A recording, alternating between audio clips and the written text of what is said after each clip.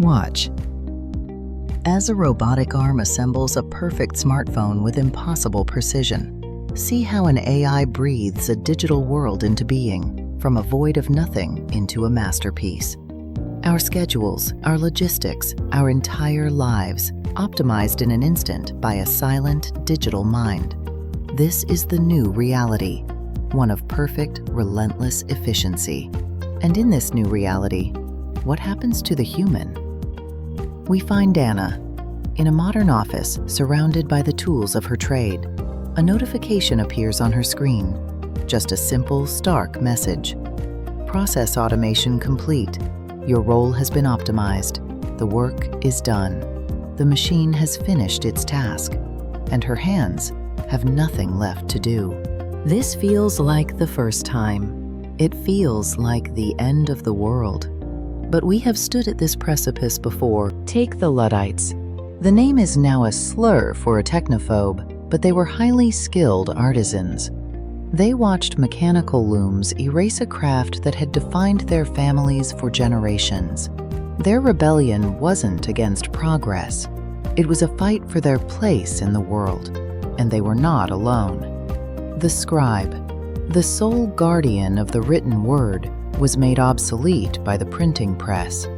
The village blacksmith, the heart of his community, was replaced by the relentless efficiency of the factory assembly line. Every single technological revolution, the loom, the steam engine, the personal computer, has made one form of human work obsolete. And each time it was painful, it was personal, and it felt final. But here is the pattern. The paradox we must see. The destruction of old work always created space for new forms of work we couldn't yet imagine. The loom didn't end clothing, it made it accessible to millions. The printing press didn't kill knowledge, it exploded it, creating entirely new jobs in publishing, science, and education. The crisis of the past was a crisis of a specific skill, a crisis of the hand.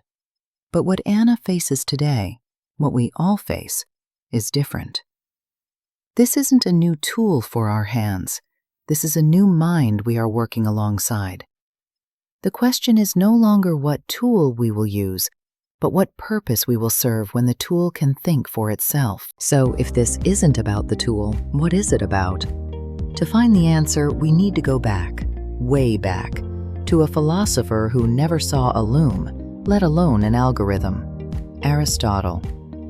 He gave us a framework for a life well lived, and it starts by understanding two ancient Greek words, poiesis and praxis. Poiesis is the act of making. The goal is a product outside of yourself, a shoe, a report, a diagnosed patient. It's transactional. It's about efficiency. And let's be clear, AI is the ultimate master of poiesis. It exists to optimize the making. But there is a higher form of activity, praxis. Praxis is action where the goal is the action itself and the moral character you express through it. The act of teaching a child, the care in comforting a friend, the integrity in making a tough decision, the joy of creating art for its own sake.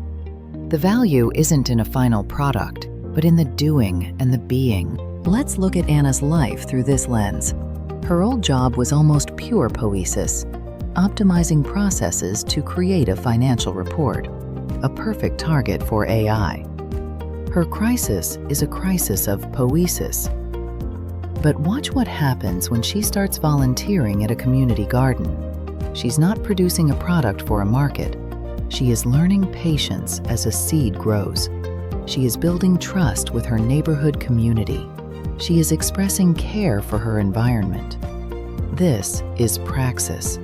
This is the work that builds a life, not just a living. AI, by mastering poiesis, is not making us useless. It is forcing a brutal but necessary edit on our lives.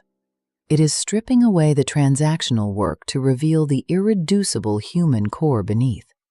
The capacity for judgment, for empathy, for wisdom, for community. The question is no longer, what will I make? but who will I become when I am free to act, not just to produce? This isn't just theoretical. Let's return to Anna. She found praxis in the garden, action for its own sake. But a life still needs to be built. So she faces a new challenge: how to bring this new purpose into the real world. She isn't rejecting her old skills, she's redeeming them. The logic she once used to optimize supply chains, she now uses to build a resilient local food network. This is the synthesis. This is phronesis, practical wisdom. She isn't making a fortune, but she is building wealth in the form of philia, deep friendship and community. Her value is no longer in her efficiency for a corporation, but in her ability to connect, empower, and nurture. Anna's story shows us the pivot isn't about abandoning the old world for the new. It's about learning to use the tools of efficiency to build a world worth being efficient for. Anna's story isn't just an isolated case, it's a blueprint. If AI handles the poiesis, the making, it compels us to answer, what will we do with the space it creates? The future isn't a jobless wasteland. It's a human potential economy, built on the very things that AI cannot replicate. We will see the rise of entirely new vocations, roles where the value is inherently human. The counselor and the coach, professionals dedicated not to processing problems, but to fostering human potential, resilience, and well-being. They are the guides for our inner world. The architect and the prompt engineer, the strategic minds who don't just use AI, but who design the systems, define the objectives, and craft the precise instructions that channel its power responsibly. They are the bridge between human intent and machine execution. The storyteller and the curator. In an age of infinite content, we will need masterful narrators to weave compelling stories that make sense of our world, and expert curators to sift through the digital noise to surface truth, beauty, and meaning. The steward and the ethical mentor, the guardians of our future. They tend to our planet's health, our community bonds, and our moral compass, mentoring the next generation in the wisdom required to wield powerful technologies with care. This is the grand synthesis. AI, the ultimate tool of Poïēsis, becomes the very thing that forces us to stop being mere tools ourselves.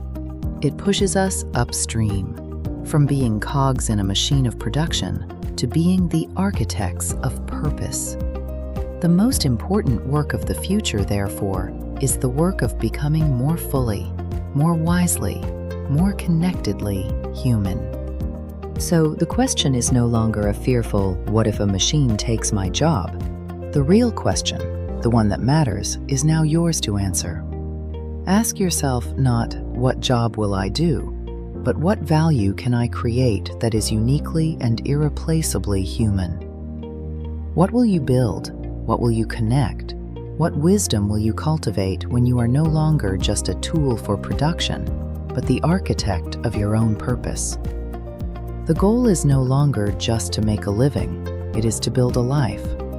And in the end, we might just have to thank the machines for forcing us to remember what that truly means. Hope you enjoy the video and also find your life's purpose.